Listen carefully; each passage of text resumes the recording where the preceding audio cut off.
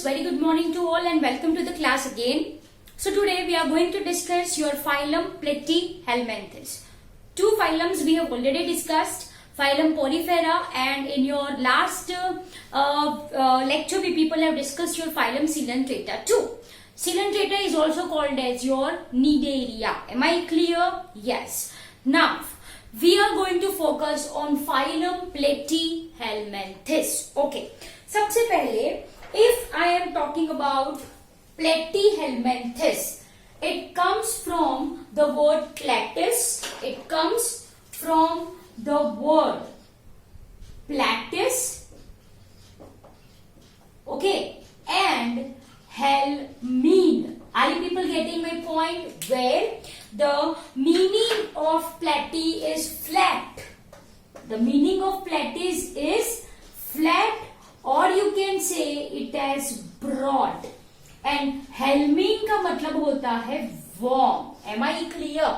And thus phylum Platyhelminthes is phylum of flat worms. Are you people getting my point? Yes. Done. So once again, if I am talking about phylum Platyhelminthes, the word Platyhelminthes comes from platys and helmine.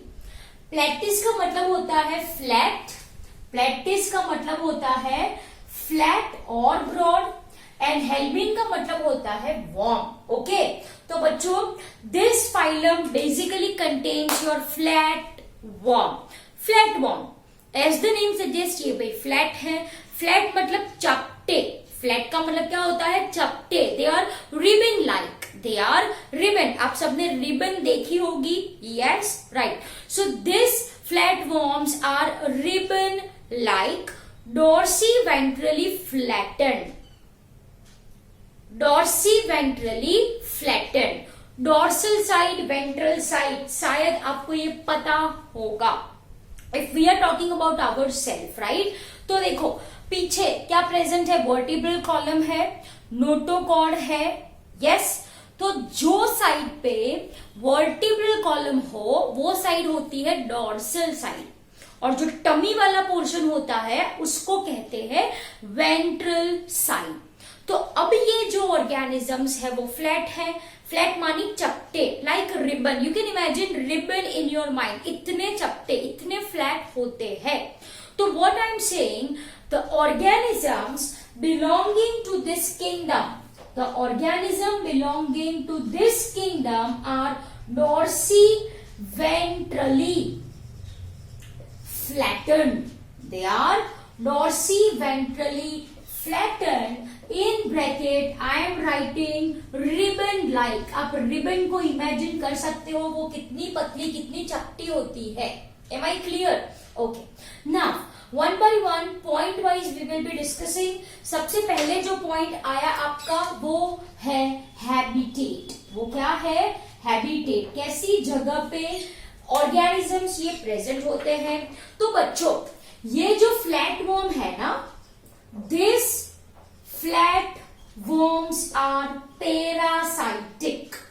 Okay, you know the meaning of parasite? Yes or no? Parasite वो होते हैं जो harm cause करते हैं. It causes harm to host. अब host क्या है ये मैंने आपको बोला था. जिस ऑर्गेनिज्म के अंदर या जिस ऑर्गेनिज्म के ऊपर ये रहे वो ऑर्गेनिज्म को डिजीज करते हैं. So they causes harm to host. Okay बच्चों, पैरासाइट है. अगर बॉडी के ऊपर रह रहा है, ऑन द बॉडी, तो उसको कहेंगे हम एक्टोपैरासाइट. उसको क्या बोलेंगे हम? एक्टो मतलब बाहर. If parasite lives in the body of host, then it is called as endoparasite. Are you people getting my point? बच्चों मैंने क्या बोला? अगर पैरासाइट कोई ऑर्गेनिज्म की बॉडी के ऊपर रहता है, ऑन द बॉडी, तो it is called as ectoparasite. ऊपर है, एक्टो का मतलब ऊपर. अगर वो अंदर रहता है तो it is called as endo. Endo का मतलब अंदर, endoparasite. One such example if I want to give is liver fluke. is your liver fluke. As the name suggests, ये liver fluke बोला मैंने, तो इसका yes लोकेशन कहाँ पे होगा? लीवर में. It lives in liver. It is also called as your fasciola. If you want to memorize its another name, it is also called as fasciola. One and the same. Liver fluke को आप fasciola भी बोल सकते हो, which lives in liver of animals like goat. Okay, and it causes enlargement of liver. Liver बड़ा कर देता है and causes harm to that particular animal. Am I clear? Okay. तो ये तो हो गया parasitic. Whereas there are some organism. Okay, there are some organism who are free living. Parasitic तो है ही है, लेकिन apart from this, there are some organism who are free living. Free living in the sense ये कहाँ पे present हो सकते हैं? They can be present in fresh water, they can be found in marine water, they can be present on land. मतलब some of them are terrestrial. Free living का मतलब जो हार्म ना करे, who do not cause any harm. Example लिखो planaria. Example क्या लिखना है यहाँ पे आपको? Planaria. You have heard planaria, है ना? चाहे जितने टुकड़े हो इसके, it regenerates, right? So planaria shows true regeneration. अरे मैडम नहीं समझ में आया. चलो let's draw the diagram of planaria. कुछ ऐसा प्लेनेरिया दिखता है, कुछ ऐसा है मान लीजिए. If it is broken down like this, ये एक स्पेयर पार्ट, ये दूसरा स्पेयर पार्ट, ये तीसरा स्पेयर पार्ट, तो फर्स्ट स्पेयर पार्ट में से ये पूरा ऑर्गेनिज्म बन गया. As you can see, first spare part में से ये पूरा ऑर्गेनिज्म बन गया. As you can see, yes. ये दूसरा है, यहाँ पे ये फ्रेगमेंट है, तो ये फ्रेगमेंट में से भी पूरा ऑर्गेनिज्म ऐसे बन गया. एज यू कैन सी, है ना? और ये ऊपर वाला, ये जो थर्ड फ्रेगमेंट है, उसमें से भी पूरा ऑर्गेनिज्म बन गया. So this is what I mean by regeneration. वो अपनी बॉडी रीजनरेट कर देता है. It regenerates it's lost part. जो उसने खोया वो उसको रीजनरेट करेगा, वापस बना लेगा. रीजनरेशन मतलब वापस बनना. ठीक है, तो ये हो गई उसकी हैबिटेट. ये क्या हो गई उसकी habitat. Simple as that. Now next point लिखिए. बॉडी फॉर्म मैंने बोल दिया आपको, डॉर्सी वेंट्रली फ्लैटन. ये हेडिंग डाल दीजिए, बॉडी फॉर्म, है ना? तो ये क्या है? जस्ट अ मिनट, यहां पे लिख लीजिए body form. It is dorsiventrally flattened. It is dorsiventrally flattened. Am I clear? Okay. Now, next heading, body form, habitat. Now, everyone give next heading as symmetry. Okay. If I am talking about symmetry of coelenterate, क्या थी उसकी? Yes, बोलिए आप. Radial symmetry थी. यहां पे होती है bilateral symmetry. Are you people getting my point? मैंने क्या बोला? Bilateral symmetry once again organism है, can be divided into two equal half, in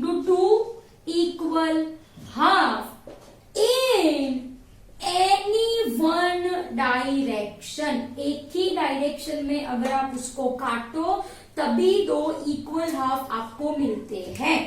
As you can see, if I want to draw the diagram of planaria, it looks like this somewhat. It look like this. ये planaria मैंने draw करा. If you are cutting in this direction only through any one plane, only then you will get first and second spare part same. First and second spare part same. But say for example, if you people are cutting this planaria this way, if you are cutting this way, if you are cutting this way, do you get equal half? No, you do not get equal half. ठीक है? So if organism is divided into two equal half, right side left side same to same है, yes है भाई है, लेकिन by cutting in one direction, in any one direction, और ये symmetry को कहा जाता है bilateral symmetry. What it is said? Bilateral symmetry. Okay. Now next heading डालो germ layer. Germ layer. बच्चों germ layer, right? So here if I am talking about embryo, so this embryo is having 3 germ layer. अभी तक 2 थी, 3 germ layer है. तो this organism are triploblastic. ठीक है, ये 3 germ layer से पूरी बॉडी डेवलप होती है.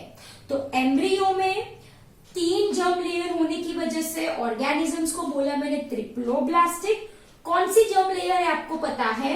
एक तो एंडोडर्म है, जो नई ऐड हुई वो है mesoderm. This mesoderm makes organ of body. And next है आपकी एक्टोडर्म. ये 3 germ लेयर है बच्चों. Endoderm, ectoderm you are familiar with. Coelenterates में हमने देखा था 2 germ लेयर थी, मीजोडर्म वहां पे नहीं थी.